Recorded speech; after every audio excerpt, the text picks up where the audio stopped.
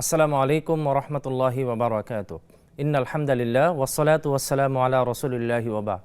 কাছে দূরে সারা পৃথিবী জুড়ে ও সবুজ শ্যামল গ্রাম বাংলার প্রত্যন্ত অঞ্চল জুড়ে যে যেখান থেকে যেই অবস্থায় ফোনে অথবা টেলিভিশনের পর্দায় আমাকে দেখছেন, আমি সবাইকে আন্তরিক ধন্যবাদ জানিয়ে শুরু করতে যাচ্ছি আপনাদের প্রিয় আয়োজন নেক্সাস টেলিভিশনের প্রতিদিনের সরাসরি প্রশ্নোত্তরমূলক অনুষ্ঠান বেকমেন্স বিস্কিট প্রেজেন্টস ইসলামী জীবন বিধান। আজকের এই পর্বে সারাটি সময় জুড়ে আমি মোহাম্মদ সাঈদ আপনাদের সাথে থাকবো ইনশাআল্লাহ। প্রিয় দর্শক, আপনারা জানেন যে প্রত্যেকটি পর্বে আমরা অত্যন্ত গুরুত্বপূর্ণ এবং জীবন ঘনিষ্ঠ কিছু বিষয় নির্ধারণ করে থাকি, যে টপিকের উপর আলোচনা করার মাধ্যমে আমরা আমাদের জীবনকে কুরআন এবং সুন্নাহর পথে পরিচালনা করার জন্য চমৎকার কিছু গাইডলাইন এই প্রোগ্রামের মাধ্যমে আমরা পেয়ে থাকি আলহামদুলিল্লাহ। এবং প্রত্যেকটি পর্বে আপনাদের পছন্দের বিশেষ একজন অতিথিকে আমাদের সেটে আমন্ত্রণ জানিয়ে থাকি। চলুন দেখে নেওয়া যাক কে এসেছেন আজকে আমাদের এই সেটে বিশেষ অতিথি হয়ে।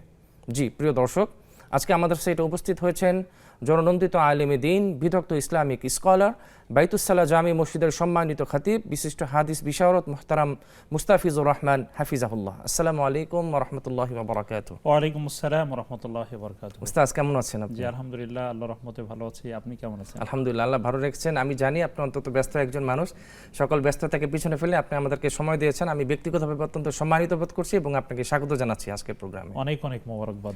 জাযাকুমুল্লাহ। প্রিয় দর্শক, আজকে আমরা চমৎকার যে টপিকের উপর কথা বলবো ইনশাআল্লাহ, সমালোচনা ইসলামের দৃষ্টিকোণ। আমরা অনেক সময় জেনে না জেনে বুঝে অনলাইনে অফলাইনে গীবতের নামে অনেক মানুষের আমরা সমালোচনা করে ফেলি। সমালোচনা আসলে ইসলামের দৃষ্টিতে কতটুকু কি করতে পারবে এই বিষয়ে আজকে আমরা গুরুত্বপূর্ণ কথা বলবো ইনশাআল্লাহ। এবং সমালোচনা এবং গীবত এই দুইটার মাঝে কি আদৌ কোনো পার্থক্য আছে কিনা এ ব্যাপারে চমৎকার আলোচনা, জ্ঞান গর্ভ আলোচনা আমরা আজকে শেখের কাছ থেকে শুনবো। আপনারা চাইলে আমাদেরকে স্ক্রিনে দেওয়া নাম্বারে ফোন করতে পারেন, কমেন্ট করতে পারেন নেক্সাস টেলিভিশনের ইসলামিক পেজে। জি মোহতারাম শাইখ, ইতিমধ্যে আজকে আপনি অবগত হয়েছেন আমরা গুরুত্বপূর্ণ যে টপিকের উপর কথা বলবো ইনশাআল্লাহ, সমালোচনা ইসলামের দৃষ্টিকোণ। সর্বপ্রথম আমি দর্শকদের মাধ্যমে আপনার কাছে যে প্রশ্নটা রাখতে চাই, সমালোচনার পরিচয়টা যদি আপনি আমাদেরকে বলতেন। বিসমিল্লাহ ওয়াসসালাতু ওয়াসসালামু আলা রাসূলিল্লাহ ওয়া আলা আলিহি ওয়া আসহাবিহি ওয়া মান ওয়ালা, আম্মা বা'দ। আল্লাহ রাব্বুল আলামিন মানুষকে সৃষ্টি করেছেন এবং তাকে সংশোধিত হওয়ারও ব্যবস্থা করে দিয়েছেন। যুগে যুগে আম্বিয়া আলাইহিমুস সালামগণ তারা পৃথিবীতে এসেছিলেন মানুষকে সংশোধন করবার জন্য, মানুষকে সঠিক পথ দেখানোর জন্য। বলা হয়ে থাকে যে একজন মুমিন আরেকজন মুমিনের আয়না স্বরূপ, মিরাআতুল মুমিন যদি বলা হয়, যে মিরাআতুল মুমিন একজন মুমিন আরেকজন মুমিনের আয়না স্বরূপ। আয়নায় যেভাবে নির্ভুলভাবে নিজেকে দেখা যায়, ঠিক তেমনিভাবে একজন ভাই যখন আরেকজন ভাইকে দেখেন তখন তিনি আয়নার মতো করেই তার দোষটি তার সামনে ধরা পড়ে তাকে সংশোধন করে দেন। সেদিক থেকে একজন ব্যক্তির আসলে এই সমালোচনা, এটির আসলে খুব গুরুত্ব ইসলামে রয়েছে, ব্যক্তিদের জীবনে এটির প্রভাব রয়েছে। সমালোচনা আসলে কি? সমালোচনা বলতে দোষ আলোচনা না। সমালোচনা মানে হচ্ছে কোনো একজন ব্যক্তির ভালো এবং মন্দ দুটেরই উল্লেখ করা, সমন্বয়ে আলোচনা করা।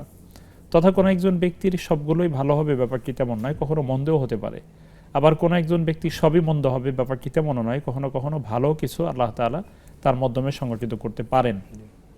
তাহলে বোঝা যাচ্ছে যে আসলে সমালোচনা বলতে বোঝা যায় যে কোনো একজন ব্যক্তির কে সংশোধন করবার জন্য, কোনো একজন ব্যক্তিকে সংশোধন করবার জন্য তার দোষ এবং ত্রুটি তুলে ধরা, যেন সেই ব্যক্তি সংশোধিত হতে পারেন।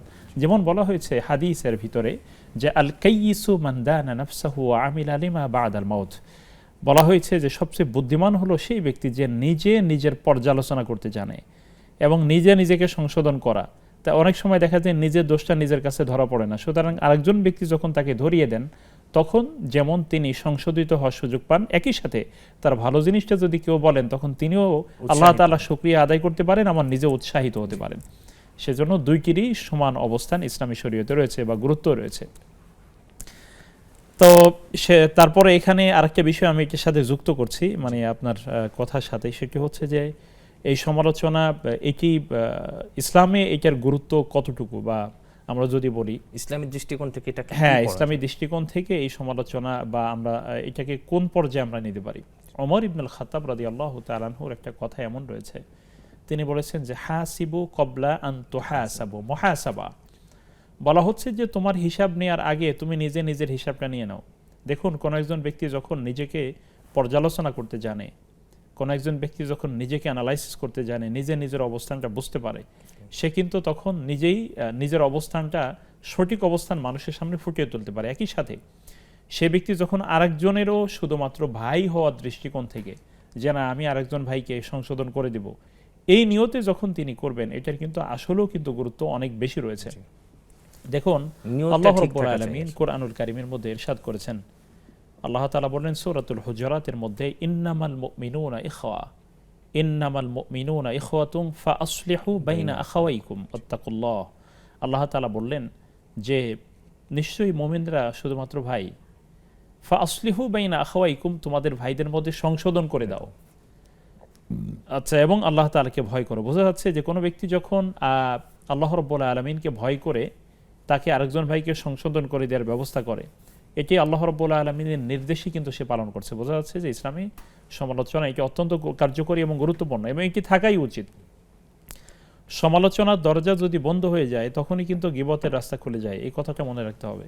জি, কোনো একজন ব্যক্তিকে যখন সামনে কোনো কিছু বলা যাচ্ছে না, তখন সে পিছনে এটার মানে গুনাহগার হচ্ছে, কিন্তু সামনে বলবার যদি একটা বা সামনে অথবা পদ্ধতিগতভাবে যদি বলার একটা পরিবেশ করা যেত, তাহলে কিন্তু আসলে গীবতের রাস্তাটা বন্ধ হয়ে যেত, এবং সংশোধন হওয়ার রাস্তাটাও বন্ধ হয়ে যায়। সংশোধন হওয়ার রাস্তাটাও তো বন্ধ হয়ে যায় অনেক সময়। এবং গীবত এটি তো একটা পর্যায়ে গীবতের দিকেই কিন্তু পর্যবসিত হয়, সেজন্য শরীয়তের এটির গুরুত্ব রয়েছে। এবং এটি প্রত্যেকেই আরেকজন মুমিনের জন্য সংশোধন হওয়ার আমরা এটাকে কি বলে পাহারাদারের ভূমিকা পালন করব, জি। এই ধরনের একটা সেন্টিমেন্ট বা দৃষ্টিভঙ্গি চমৎকার অথবা বলেছেন। চিন্তা আমাদের ভিতরে থাকা উচিত। তৃতীয়ত যে বিষয়টি আমি আপনার মাধ্যমে আমাদের প্রিয় দর্শক শ্রোতাদের উদ্দেশ্যে বলতে চাই যে গীবতের সাথে সমালোচনার পার্থক্য আছে কিনা। জি। দেখুন এখানে একটা মেজর পার্থক্য রয়েছে, সেটি হচ্ছে যে সমালোচনা এবং গীবত এই দুইটি কিন্তু চিন্তাগতভাবে তথা নিয়তগতভাবে বড় পার্থক্য রয়েছে। সমালোচনা যিনি করেন এই তার নিশ্চয়ই দোষ এবং ভালো এবং খারাপ দুটিই কিন্তু তার কথার মধ্যে আসছে, বা তার এই সমালোচনার মধ্যে এই দুটি বিষয় থাকে। এটি যখন হয় তখন ব্যক্তি নিজেকে কিন্তু অন্তত নিজের একটা মূল্যায়ন তার কাছে ধরা পড়ে যে না আসলে আমি এইটি আমার ভালো হয়েছে, এইটি আমার খারাপ হয়েছে। সেক্ষেত্রে অনেক সময় একজন ব্যক্তি বক্তব্য দেওয়ার পরে কথা বলবার পরে বলা হয় যে আসলে আমার বক্তব্যে কি কি ত্রুটি রয়েছে, মানে তার এই ভুলটা তাকে ধরিয়ে দেয়া। কিন্তু বিপরীত দিক থেকে দেখুন গীবত যেটি সেটি সর্বাবস্থায় কিন্তু হারাম, এটি সর্বাবস্থায় এটি পাপের ব্যাপার। এবং যেটি রাসূলুল্লাহ সাল্লাল্লাহু আলাইহি ওয়াসাল্লাম তিনি বললেন যে যিকরুকা আখাকা বিমা ইয়াকরাহু, তোমার ভাইকে এমনভাবে উপস্থাপন করা, তাকদিম করা, প্রেজেন্ট করা যে যেভাবে বললে আসলে তিনি অপছন্দ করেন। তাহলে এটি গীবত তো গীবতই, গীবত সেটি কোনো না কোনোভাবে তাকে মানুষের সামনে ছোট করে ফেলা। কারণ হচ্ছে একজন মুমিনের সম্মান, তার মর্যাদা, তার সম্ভ্রম, এটি তো আরেকজনের কাছে সেটি অত্যন্ত আমানতের ব্যাপার, এবং এটি নষ্ট করা তো নিষেধ। এবং রাসূলুল্লাহ সাল্লাল্লাহু আলাইহি ওয়াসাল্লাম বলেছেন যে একজন মুমিন আরেকজন মুমিনের ভাই, সে তার উপরে জুলুম করবে না, এবং হচ্ছে সে তাকে কারো কাছে সমর্পণ করবে না, মানে হচ্ছে সে অন্য ব্যক্তির কাছে তাকে ছুঁড়ে ফেলে তাকে সমালোচনার পাত্র বানাবে না। একই সাথে দেখুন আল্লাহ রাসূল সাল্লাল্লাহু আলাইহি ওয়াসাল্লাম যিনি একটা হাদিসে ইরশাদ করেছেন এভাবে যে তোমরা পরস্পর গীবত করো না, এবং হচ্ছে একজনের পিছনে লেগে থেকো না, ওয়ালা তানাজাশু ওয়ালা তাদাবারু, এভাবে বলা হচ্ছে যে তোমরা অকুনু ইবাদাল্লাহি ইখওয়ানা, অর্থাৎ তোমরা তোমাদের বক্তব্যটি এমনই, হয়তো ইবারতে কিছুটা জাল্লাত হতে পারে, যে তোমরা একজনের পিছনে আরেকজন গীবত করো না, গোয়েন্দাগিরি করো না, দোষ খোঁজার জন্য লেগে থেকো না। দেখুন কতটা শক্ত কথা বলা হয়েছে, যদি দোষ খুঁজে বেড়াও তাহলে কোনো ব্যক্তি যদি ঘরেও থাকে তারপরেও তাকে কিন্তু অপমান করা হবে। আল্লাহ তাআলা আমাদেরকে হেফাজত করুন যে আসলে কোনো একজন ব্যক্তির দোষালোচনা করা তথা গীবত করা, দোষ চর্চা করা, এটি একটা ব্যাধিতে পরিণত হয়েছে। এবং আশ্চর্যের ব্যাপার হচ্ছে একজন ব্যক্তি আরেকজন ব্যক্তির গীবত করছেন এবং সেটাকে কোনো গুরুত্বই দিচ্ছেন না, এবং এটাকে সে খুব মজার সাথে করছেন। এবং বাস্তবিক খুব চমৎকারভাবে আলোচনা করেছেন। আসলে সমালোচনা এটা একটা ব্যাধিতে পরিণত হয়েছে। এই ব্যাপারে আমরা বিরতির পরে আবার আপনার কাছ থেকে ধারাবাহিক আলোচনা শুনবো ইনশাআল্লাহ। প্রিয় দর্শক, খুব চমৎকারভাবে মোহতারাম শেখ তার জ্ঞান গর্ভ আলোচনাগুলো করছিলেন আলহামদুলিল্লাহ। এরই মাঝে আমাদের সময় হয়ে গেলে এটা বিরতিতে যাবার, ফিরছি আমরা কিছুক্ষণ পরে, ততক্ষণ আমাদের সাথেই থাকুন।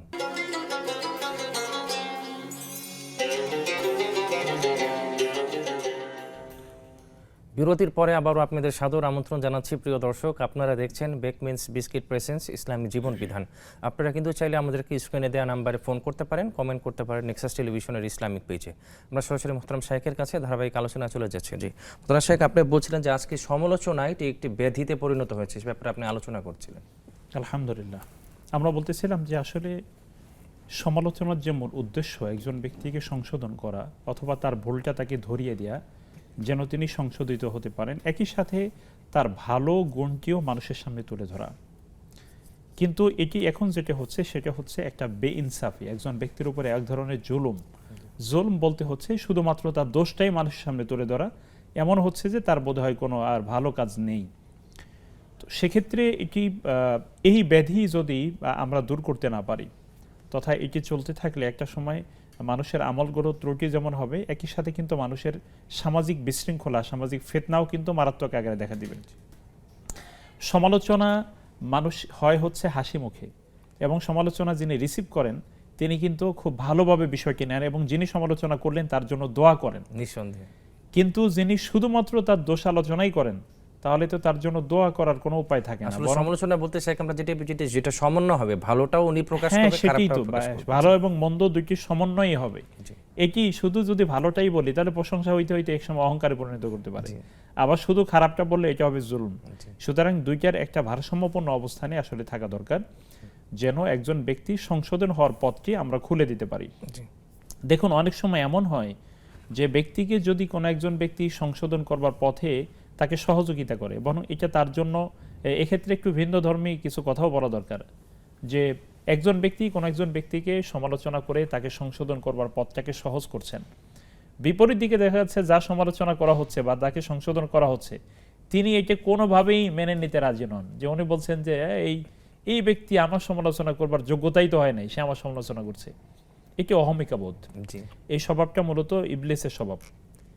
ইবলিস এই ধরনের স্বভাবই ছিল যে আসলে আমার সমালোচনা সে করবে কিসের ভিত্তিতে করবে, উনি করেছেন হয়তো সেটা যদি যৌক্তিক যদি হয় তাহলে সেটা মেনে নিতে সমস্যা কোথায়, কিন্তু যৌক্তিক না হলে সেটা ভিন্ন, তাকে সেভাবে বলা যেতে পারে। সেজন্য যিনি সমালোচনা গ্রহণ করবেন, মুহাসাবা পর্যালোচনা তাকে গ্রহণ করবার মানসিকতাও কিন্তু রাখতে হবে, যেন তিনি এই সংশোধিত হওয়ার সুযোগ তিনি গ্রহণ করতে পারেন। জি, জাযাকুমুল্লাহ খাইর। দর্শক আছে আমাদের সাথে। জি, দর্শক আছে আমাদের সাথে। আসসালামু আলাইকুম। ওয়ালাইকুম সালাম রাহমাতুল্লাহ। হুজুর, আমার প্রশ্ন হলো, আমার তো প্যারালাইসিস, জি, তো অর্ধেক ওযু করার পরে বায়ু বের হয়ে গেলে, আওয়াজ নাই, বন্ধ নাই, বের হয়ে গেলে পরে আমি ওযু করব না, আবার শুরু থেকে প্রথম থেকে শুরু করব? জি, আর কোনো প্রশ্ন আছে ভাইজান? হ্যাঁ, আরেকটা হলো জি। লঙ্গিতে প্রস্রাব করলে শুকায় গেলে ওই লঙ্গি দিয়া নামাজ পড়া যাবে কিনা? জি, ধন্যবাদ আপনাকে। প্যারালাইসিস, কিন্তু আমার প্যারালাইসিস। জি, আরেকজন দর্শক আছে আমাদের সাথে। জি, শেখ ভাই আমাদের কাছে দুইটি প্রশ্ন করেছিলেন, ওনার প্রশ্নের পরে আমরা আবার আলোচনায় ফিরবো ইনশাআল্লাহ। উনি যে প্রথম প্রশ্নটা করেছিলেন, উনি একজন প্যারালাইসিসের রোগী, তো অর্ধেক ওযু করার পর উনি যদি বায়ু বের হয়ে যায় এক্ষেত্রে ওনাকে কি আবার ওযু করতে হবে কিনা? উনি আসলে যেটা বুঝাতে চেয়েছেন, ওনার মাসনামে বারবার আসা যাওয়াটা ওনার জন্য খুব কষ্টকর একটা বিষয়। এই ক্ষেত্রে আসলে উনি কি করতে পারেন, একটা সমাধান চাচ্ছেন। বিষয় হচ্ছে যে উনি দুইটি ব্যাপার এখানে, একটি হচ্ছে পানি ব্যবহার করবার ওনার অবস্থা, অর্থাৎ উনি পানি ব্যবহার করবার মতন ওনার সামর্থ্য কোন পর্যায়ে আছে, এটা কিন্তু একটা ব্যাপার। জি, ঠান্ডা যদি এমন হয়, যদি এমন হয় যে আসলে বারবার পানি ব্যবহার করা বা বারবার ওযুর কাছে যাওয়া এটি তার জন্য কষ্টসাধ্য এবং যেটি তার উপরে আসলে একটু অতিরিক্ত হয়ে যাচ্ছে, সেক্ষেত্রে উনি চেষ্টা করবেন যথাসম্ভব ওযুটার ক্ষেত্রে যেন ওযু পূর্ণভাবে উনি করবেন। যদি কোনো কারণে বারবারই এমন হচ্ছে যে না, বারবারই ওযুর মাঝে মানে হচ্ছে তার ওযু ভেঙে যাচ্ছে, সেক্ষেত্রে তিনি একবারই পূর্ণ করে তারপরে তিনি নামাজের দিকে ধাবিত হবেন। এক্ষেত্রে বিধানটি সেটার সাথেই যুক্ত হবে, যেমন ধরুন কোনো ব্যক্তি যদি অসুস্থ রোগী এমন হন যে সার্বক্ষণিক তার বায়ু বের হচ্ছে অথবা সার্বক্ষণিক তার রক্ত প্রবাহমান হচ্ছে, এমন যদি হয়, হ্যাঁ, এই অবস্থায় যদি হয় তাহলে তিনি একবারই শুধুমাত্র ওযু করে নেবেন, তারপরে বাকিটি প্রতি নামাজের জন্য নতুন করে একবার তাকে ওযু করতে হবে। এই মাসালাটার উপর যদি আমল করেন তাহলে ওনার জন্য যথেষ্ট হবে। আর দ্বিতীয় হচ্ছে যে না, ওনার ব্যবহার করায় খুব সমস্যা না, হয়তো একটু সাময়িক কষ্ট হলেও সেক্ষেত্রে উনি এটি পূর্ণ করবার যদি চেষ্টা করার সুযোগ থাকে তাহলে পূর্ণ করাই উচিত। আর ওযুর মাঝখানে যদি চলে যায় তাহলে সেক্ষেত্রে উনি চেষ্টা করবেন যে নতুন করে আবার করার জন্য, পূর্ণ করা, নবায়ন করার জন্য, এবং সেটা যদি কষ্টসাধ্য হয় তাহলে একবারই তিনি পূর্ণ করে নিয়ে প্রতি নামাজের জন্য একবার পূর্ণ করে তিনি নামাজের আগে পূর্ণ ওযু করে তারপরে সালাত আদায় করবেন ইনশাআল্লাহ। বারাকাল্লাহ। প্রিয় দর্শক, আশা করি আপনার উত্তরটি আপনি পেয়েছেন আলহামদুলিল্লাহ। আরেকজন দর্শক আছে আমাদের সাথে। আসসালামু আলাইকুম, কে বলছেন, কোথা থেকে বলছেন? জি, ওয়ালাইকুম সালাম। আমি নেত্রকোনা দুর্গাপুর থেকে বলছি। আমার নাম মুস্তাফা। জি ভাইজান বলবেন আপনি প্লিজ। আমার পায়ের সমস্যা, উজু করতে পারতেছি না, আমার পা কেটে গেছে। এখন আমি তায়াম্মুম কিভাবে কি দিয়ে করবো একটু বললে ভালো হতো। জি, আর কোনো প্রশ্ন আছে? আর প্রশ্ন হলো আপনার, এই নফল নামাজ কি ফজরের পরে পড়া যাবে নাকি না আগে পড়া যায়? জি সাহেব, এক ভাই আমাদের কাছে আরও একটি প্রশ্ন করেছিলেন যে যখন যদি লুঙ্গির মধ্যে প্রস্রাব পড়ে যায়, উনি যেটা বুঝতে চেয়েছেন ধোয়ার ছাড়াই যদি সেটা শুকিয়ে যায় ওটা পরে কি নামাজ আদায় করা যাবে কিনা। সেক্ষেত্রে যে মাসালা আমরা জানি সেটি হচ্ছে যে কোনো ব্যক্তির প্রস্রাবের পরিমাণ যদি 1 দিরহাম পরিমাণ হয়, তথা ধরুন ছোট মুদ্রা পরিমাণ বা হাতের তালু এরকম কাছাকাছি অল্প পরিমাণ যদি হয়, এবং সেটা যদি তিনি নিশ্চিত থাকেন যে না আসলে এর বেশি আমার ছড়াবে না, যতটুকু আমার নাপাকি পড়েছে সেটি এতটুকু জায়গার বেশি পরিমাণ এটি ছড়িয়ে যায়নি, সেক্ষেত্রে ওই পোশাক নিয়েই তিনি সালাত আদায় করে ফেলতে পারবেন, নামাজ পড়তে পারবেন। কিন্তু সেটি যদি বেশি আকারে ছড়িয়ে যায়, হ্যাঁ, সেটি যদি বৃহৎ জায়গা ছড়িয়ে যায়, তাহলে সেক্ষেত্রে পোশাক পরিবর্তন করেই তাকে নামাজ পড়তে হবে, কারণ নামাজের এটি আরকানের অন্যতম। নামাজ বিশুদ্ধ হওয়ার জন্য পোশাক পবিত্র হওয়া এটি শর্ত। জি বারাকাল্লাহ। নেত্রকোনা দুর্গাপুর থেকে আরেক ভাই আমাদেরকে প্রশ্ন করেছিলেন, ওনার পায়ে আসলে খুব বেশি সমস্যা, অসুস্থতা, উনি এক্ষেত্রে তায়াম্মুমটা কিভাবে করবে এবং উনি কি তায়াম্মুম আসলে এক্ষেত্রে করতে পারবেন কিনা। জি, বিষয় হচ্ছে যে তায়াম্মুমের বিধান কখন? তায়াম্মুমের বিধান তখনই কার্যকর হবে যখন তিনি পানি ব্যবহার করতে অপারগ হন, অথবা পানি ব্যবহার করলে তার অসুস্থতা বেড়ে যাওয়ার সম্ভাবনা থাকে, অথবা এমন অবস্থা যে আসলে কোনোভাবেই তায়াম্মুম ব্যবহার করতে তিনি অপারগ, অসুস্থ কোনো একটা অঙ্গ হয়েছে, সেক্ষেত্রে উনি যদি অপারগ হন বা এই কারণগুলো ওনার ভিতরে যদি থাকে, তাহলে তিনি তায়াম্মুম করতে পারবেন। সেক্ষেত্রে মাটি অথবা মাটি জাতীয় বস্তু, মাটি অথবা মাটি জাতীয় বস্তু তিনি সেক্ষেত্রে প্রথমে তো নিয়ত পাকা করবেন যে আমি এখানে পবিত্রতা অর্জন করছি। তারপরে তিনি 2 হাতকে মাটি বা মাটি জাতীয় বস্তুর উপরে রাখবেন, রেখে তারপর প্রথমে মুখে একবার মুখমণ্ডল মাসাই করে দিবেন একবার, এটি গেল প্রথমবার। আর সেক্ষেত্রে বালুর পরিমাণ বা মাটি জাতীয় বস্তুর পরিমাণ যদি বেশি হয়, তাহলে এভাবে তিনি কমায় নিতে পারেন। আচ্ছা, তারপরে দ্বিতীয়বার তিনি আবার হাত আবার মাটি অথবা মাটি জাতীয় বস্তুর উপরে দিবেন। তারপরে হাত এভাবে তিনি হাতের আঙ্গুল দিয়ে ডান হাতের পিঠ এভাবে শুধু একবার মাসে করে দিবেন। আর হচ্ছে পেটের তথা এই তালুর যে মাটি বা মাটি জাতীয় বস্তু সেটা দিয়ে এখানে একবার দিবেন। একই সাথে ডান হাত দিয়ে মানে ডান হাতের আঙ্গুলের মাটি বা মাটি জাতীয় বস্তু দিয়ে এভাবে বাম হাতের নিচে, আর তালুর যে এগুলো থাকে মাটি বা মাটি জাতীয় বস্তু সেটা দিয়ে তিনি এভাবে। তার মানে আমরা তো জানতে পারলাম যে অনেকে যে বলে যে ঘর বাড়ি বা মসজিদের দেয়ালের যে ধুলাবালিগুলো আছে এগুলো দিয়ে আসলে তায়াম্মুম করা যাবে। এক্ষেত্রে কেউ কেউ এটি বলেছেন যে ওগুলো যেহেতু মাটি জাতীয় বস্তুর অন্তর্ভুক্ত, ধুলা পড়ে আছে সেটা মাটি জাতীয় বস্তুর অন্তর্ভুক্ত, সেই হিসেবে ওইটার মাধ্যমেও তায়াম্মুম করলে তার সালাত বিশুদ্ধ হবে বা তায়াম্মুমের হক আদায় হয়ে যাবে। জি বারাকাল্লাহু ফিক। একজন দর্শক আছে আমাদের সাথে। আসসালামু আলাইকুম। ওয়ালাইকুম আসসালাম। ওয়ালাইকুম আসসালাম। জি ভাইজান আপনার প্রশ্নটি করবেন। আমার প্রশ্ন হলো, বাথরুমে ওযু কইরা কাপড় খুলে গোসল করলে। ভাইজান আপনি একটু বিনীতভাবে অনুরোধ জানাচ্ছি টেলিভিশন থেকে একটু দূরে সরে প্রশ্নটি করবেন অথবা ভলিউমটা কমিয়ে দিবেন। জি বলবেন প্লিজ। এই কাপড় ভাইজান আপনার টেলিভিশনের ভলিউমটা একটু কমিয়ে বলবেন। জি বাথরুমে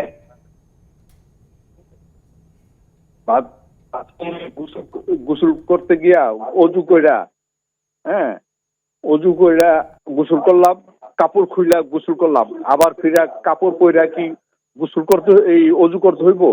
পেরেছি আপনার প্রশ্নটা। জি শাকিব ভাই আসলে একটা গুরুত্বপূর্ণ প্রশ্ন করেছেন, এটা অনেকে আমাদেরকে করেন। কেউ যদি গোসল করার আগে কাপড় খুলে গোসল করে, পরে কি আবার কাপড় পরার পরে কি আবার ওযু করতে লাগবে কিনা নামাজের জন্য?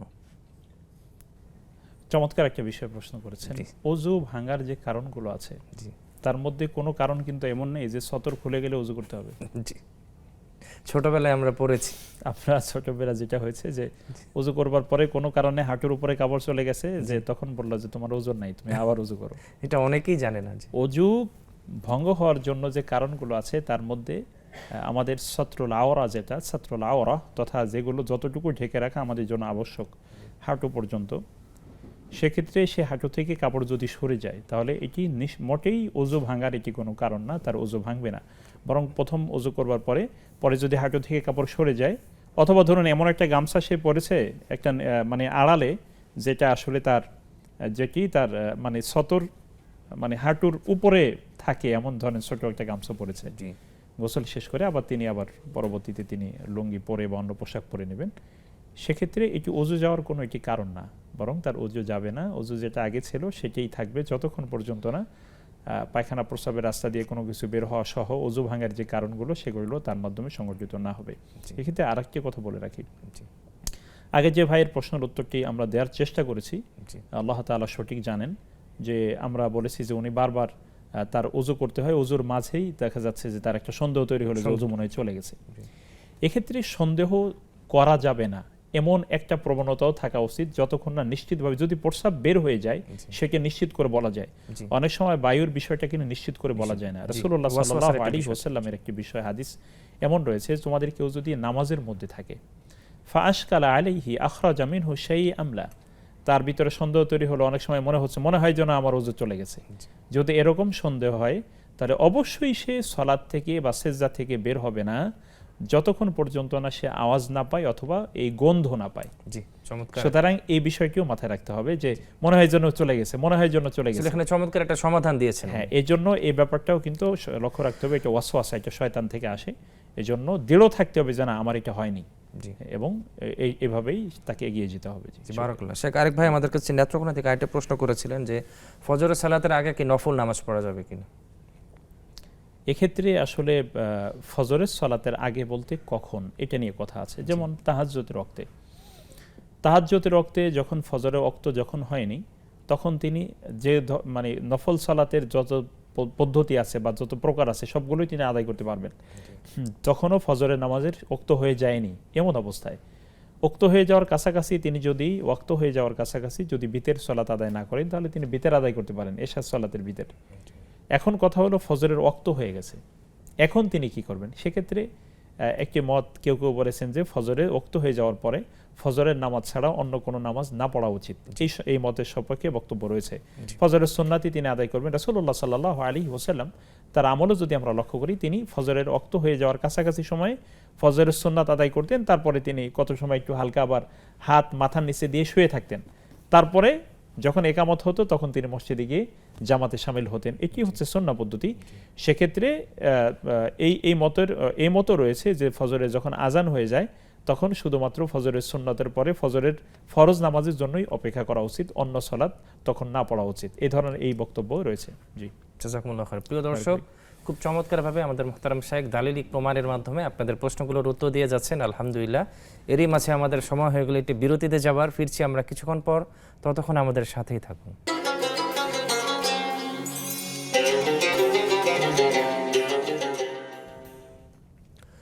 বিরতির পরে আবার আপনাদের সাদর আমন্ত্রণ জানাচ্ছি। প্রিয় দর্শক, আপনারা দেখছেন বেকমেন্স বিস্কিট প্রেজেন্স ইসলামী জীবন বিধান।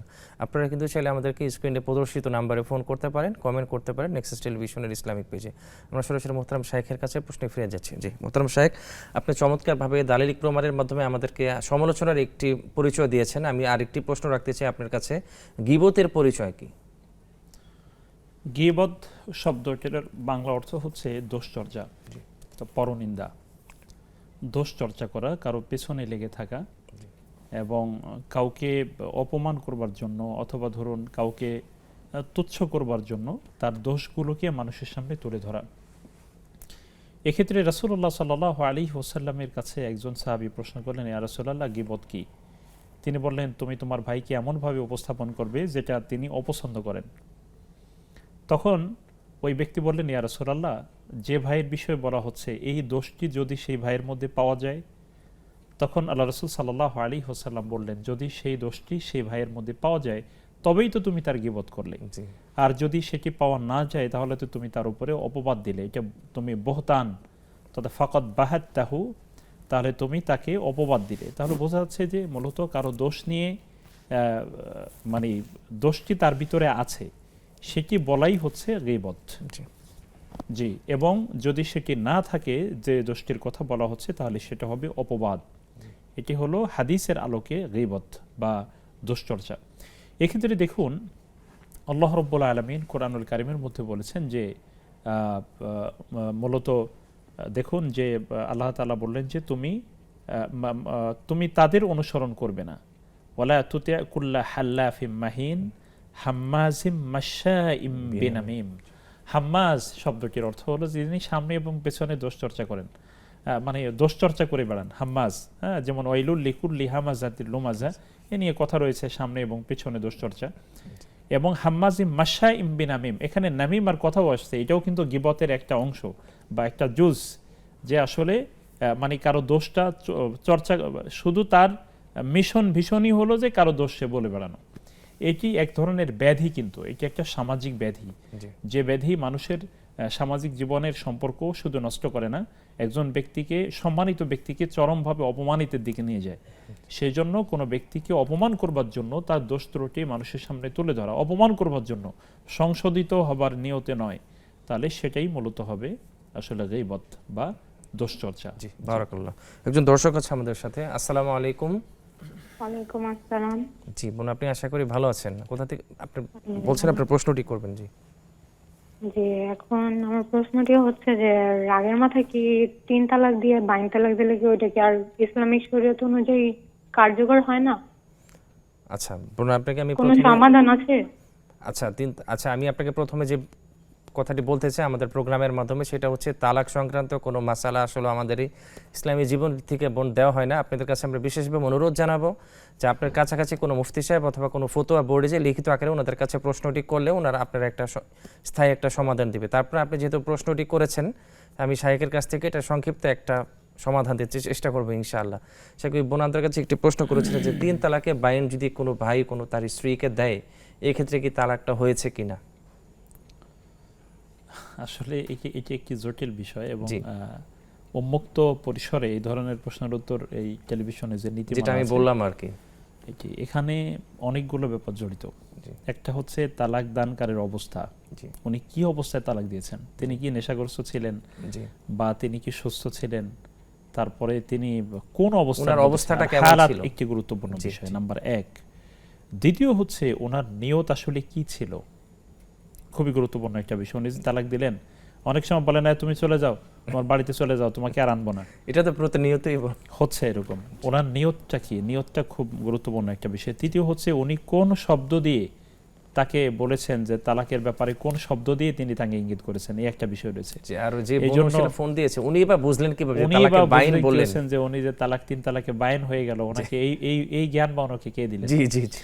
এই জন্য এখানে আসলে উন্মুক্তভাবে এই ধরনের প্রশ্নের উত্তর দেওয়া জটিল। এখানে এই জন্য হুকুমটি, কারণ এখানে বিয়াদিহি উকদাতুন নিকাহ কোরআনুল কারিমে বলা হয়েছে যে আসলে এই মানে বিবাহের টোটাল বন্ধনটা স্বামীর হাতে কিন্তু নিবদ্ধ। সুতরাং ওনার উপরে, উনি মূলত তালাকের বৈধ হকদার, বা উনি দিতে পারেন, এই ক্ষমতা তার উপরেই মূলত রয়েছে। উনি যতক্ষণ পর্যন্ত না কোনো স্ত্রীকে, কোনো স্বামী তালাকের ক্ষমতা অর্পণ না করেন, তাফউইদ না করেন। তো সেই জন্য আমরা এখানে বিভিন্ন ধরনের কথা রয়েছে, এবং আমাদের দেশে একটা মাসালার উপরে আমাদের আমল হয়, আবার এই একই বিষয়ে কিন্তু ভিন্ন ভিন্ন মতও রয়েছে। সেজন্য আমরা বাংলাদেশের পার্সপেক্টিভে সাধারণ মানুষ তো আহনাফ এর মানে হচ্ছে বিধানগুলোকে মেনে নেন, প্রাধান্য দেন, এবং আম মানুষের ভিতরে এটার উপরেই আমলের প্রচলন রয়েছে। সেই জন্য এক্ষেত্রে কোন কোন মত বলা হচ্ছে যে বিচ্ছিন্ন হয়ে যাওয়ার পর্যায়ে হয়, কোন কোন মত আছে যে না, 1 তালাক শুধু কার্যকর হবে মাত্র। এই জন্য এখানে আমি এই বিষয়ে বিস্তৃত আকারে আমি বলতে চাচ্ছি। আপনার কাছে আসলে মুহতারাম শাইখের মাধ্যমে যে অনুরোধটা আমি জানাবো নিকটস্থ কোনো মুফতি সাহেব অথবা ফতোয়া বোর্ডে, যে আপনারা 2 জন ভাই এবং আপনি যে লিখিত আকারে এটা একটা সমাধান চাইলে ওনারা একটা সমাধান দিবেন, এবং এটা পরিপ্রেক্ষিতে আপনাদেরকে বেশ কিছু প্রশ্ন করবেন এবং সমাধানটা দিবেন। আল্লাহ আপনাদেরকে শান্তি দান করেন। জাযাকুমুল্লাহ খাইর। শেখ, আমি আরেকটি গুরুত্বপূর্ণ বিষয় যেটা বলতে চাই, আসলে সমালোচনা অথবা গীবতের নামে অনলাইনে অথবা ফেসবুক লাইভে, আমি যদি একটু দুঃখের সাথে বলতে হয়, বিভিন্ন ওয়াজ আলোচনাগুলোর মাহফিলগুলোতেও ব্যাপকভাবে সমালোচনা করা হচ্ছে, ব্যাপকভাবে গীবত করা হচ্ছে। এই বিষয়টা আপনি যদি আমাকে একটা সমাধান দিতেন।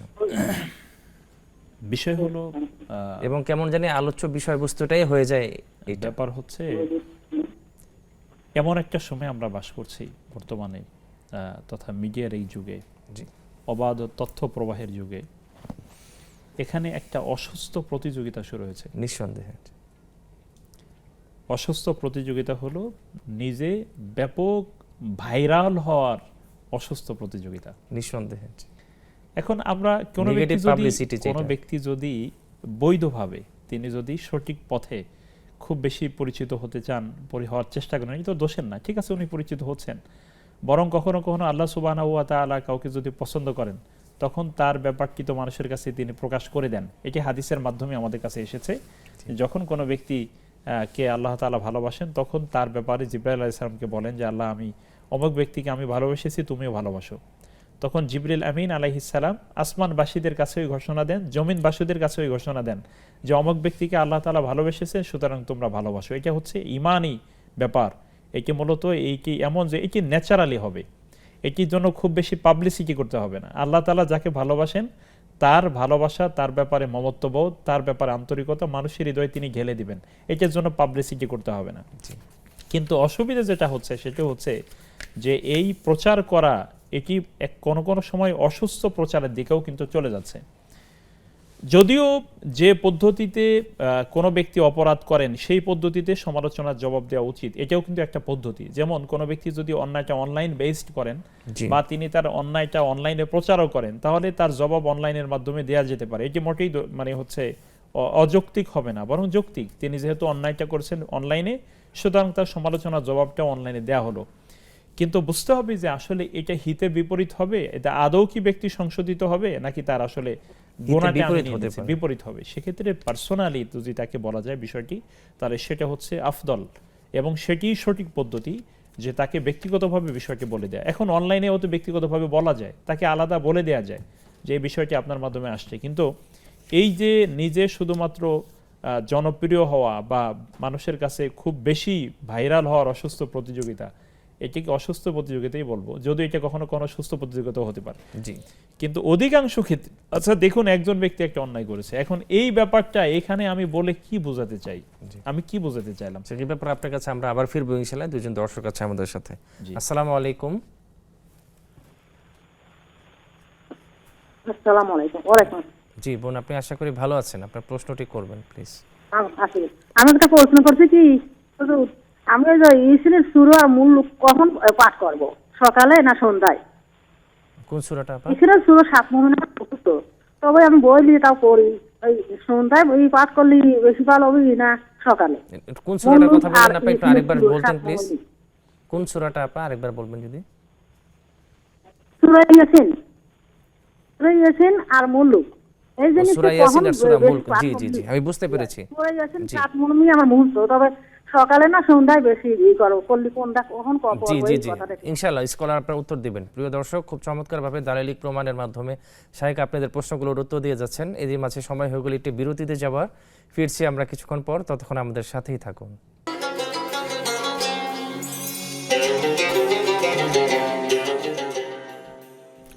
বিরতির পরে আবারও আপনাদের সাদর আমন্ত্রণ জানাচ্ছি। প্রিয় দর্শক, আপনারা দেখছেন বেকমেন্স বিস্কিট প্রেসেন্স ইসলামী জীবন বিধান। আমরা সরাসরি মোহতারাম শাইখের কাছে প্রশ্নে ফিরে যাচ্ছি। সেখানে এক বোন আমাদের কাছে প্রশ্ন করেছিলেন, সূরাতুল মুলক এবং ইয়াসিনের তেলাওয়াত করার সঠিক সময় কোনটা? সূরাতুল ইয়াসিন এবং সূরাতুল মুলক কোরআনের গুরুত্বপূর্ণ দুইটি সূরা। এক্ষেত্রে নির্ধারিত কোনো সময়ে এই দুইটি তেলাওয়াত করতে হবে, এ নিয়ে সুস্পষ্টভাবে আসলে বলা যায় না। তবে এক্ষেত্রে সূরাতুল মুলকের ব্যাপারে যে রাতে তেলাওয়াতের ক্ষেত্রে সূরাতুল মুলক, তারপরে হচ্ছে সূরাতুল মুমিন সহ গুরুত্বপূর্ণ কিছু সূরা রাত্রে পড়বার ব্যাপারে নির্দেশনা রয়েছে। মূলত ফাদাইল হচ্ছে বা ফজিলত হচ্ছে সূরা মুলক মৃত্যুর যন্ত্রণাকে কমিয়ে দেয় বা লাঘব করে। সেই হিসেবে সূরা মুলকটা নিয়মিত পড়ার অভ্যাস করা দরকার। কোনো ব্যক্তি যদি কোনো কারণে রাতে পড়তে না পারেন, দিনের ভাগে যদি পড়েন, তাতে কোনো অসুবিধা নেই। মূলত তিনি তার সুবিধাজনক সময় তিনি পড়বেন। রাতে পড়তে না পারলে যে পড়াই ছেড়ে দিবে বিষয়টা না, ব্যাপারটা এরকম, অন্য সময় তিনি পড়বেন। আর ফজরের পরে যদি তিনি তেলাওয়াতটাকে অভ্যাস করে নেন নিয়মিত, তাহলে এটিও উত্তম হবে, কারণ সকালের তেলাওয়াত খুবই গুরুত্বপূর্ণ।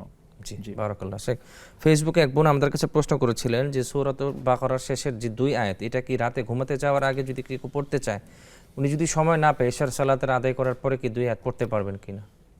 এক্ষেত্রে এই আয়াতগুলোর একটি ভিন্ন মর্যাদা রয়েছে। সেটি হচ্ছে যে সূরাতুল বাকারার শেষের আয়াতগুলো যদি কোনো ঘরে পড়া হয়, তাহলে আল্লাহ সুবহানাহু ওয়া তাআলা সেই ঘরকে অনিষ্ট থেকে হেফাজত করেন বা সুবহানাল্লাহ। ঘরের অধিবাসীদেরকে অনিষ্ট ক্ষতিকর বস্তু থেকে হেফাজত করেন। তো সে হিসেবে সন্ধ্যার পরে যে কোনো সময় পড়া যেতে পারে। জি। সন্ধ্যার সময়, রাতের এশার পরে বা রাতে ঘুমানোর আগে যখনই তিনি পারেন তিনি তেলাওয়াত করতে পারেন, কোনো অসুবিধা নেই। এটি ফরজ করে নিতে হবে ব্যাপারটা তেমন না যে এটা ফরজের মতো হওয়া কোনো আবশ্যক বিধান না, বরং তিনি রাতে পড়লে এটা উত্তম। সেক্ষেত্রে রাতে যদি সুযোগ না হয় দিনে পড়লে সেটাও যে হবে না তা না, সেটি হবে, কিন্তু রাতে যেহেতু উনি পড়বার আমল করছেন, সন্ধ্যার পর থেকে রাত যখনই তিনি সুযোগ পান তখন তেলাওয়াত করলেই চলবে। জি শেখ, অনেক দর্শক আমাদের কাছে একটি প্রশ্ন করেন যে বিভিন্ন রুকায়া শারিয়া যে আয়াতগুলো ইউটিউবে পাওয়া যায়, এটা ছেড়ে রাখলে কি এটার কোনো ফায়দা আছে কিনা? আচ্ছা, কোরআনুল কারীমের একটি বিশেষ মর্যাদা হচ্ছে কোরআনুল কারীম তেলাওয়াতকারী এবং শ্রবণকারী সওয়াব পাওয়ার দিক থেকে মর্যাদা কিন্তু অনেকটাই সমান। তবে তেলাওয়াত দেখে দেখে তেলাওয়াত করার আলাদা একটা গুরুত্ব রয়েছে, কিন্তু মুখস্থ তেলাওয়াত করা এবং তেলাওয়াত শোনা এই দুইটি সওয়াবের বিবেচনায় এটা খুবই কাছাকাছি। বরং কখনো কখনো নিজের তেলাওয়াতে গলত থাকতে পারে, ভুল হয়, সেক্ষেত্রে তেলাওয়াত যদি শোনা যায় তাহলে সেটি বরং তেলাওয়াত থেকে অনেক সময় কিন্তু উত্তম হয়। শুধু তেলাওয়াত করার বিবেচনায়, নিজে শিখতে চাওয়ার জন্য যে তেলাওয়াত সেটা সেই বিবেচনায় না। সুতরাং তেলাওয়াত যদি শুনে ছেড়ে যদি এটাকে ছেড়ে রাখেন তাহলে তেলাওয়াত করবার মতনই মর্যাদার দিক থেকে সমানভাবে তিনি মর্যাদা পাবেন ইনশাআল্লাহ তাআলা। জি বারাকাল্লাহ। আমাদের কাছে আনজু আরা বেগম এক বোন আমাদের কাছে ফেসবুকে প্রশ্ন করেছিলেন, জমি কন্ট্রাক্ট দেওয়া জায়েজ আছে কিনা? যদি কন্ট্রাক্ট হিসাবে টাকা নেই তাহলে কত মণ ধান হবে? ওই টাকার ধানের উরুস দিতে হবে নাকি টাকার উপর যাকাত দিতে হবে? আচ্ছা, উনি জমির উসরের কথা বলেছেন এবং হচ্ছে যাকাতের কথা বলেছেন। সেক্ষেত্রে যদি উনি জমি কন্ট্রাক্ট দেন বা ভাড়া দেন, 1 বছরের জন্য ভাড়া দিয়েছেন, সেক্ষেত্রে 1 বছরের জন্য ভাড়া টাকা নিয়েছেন উনি।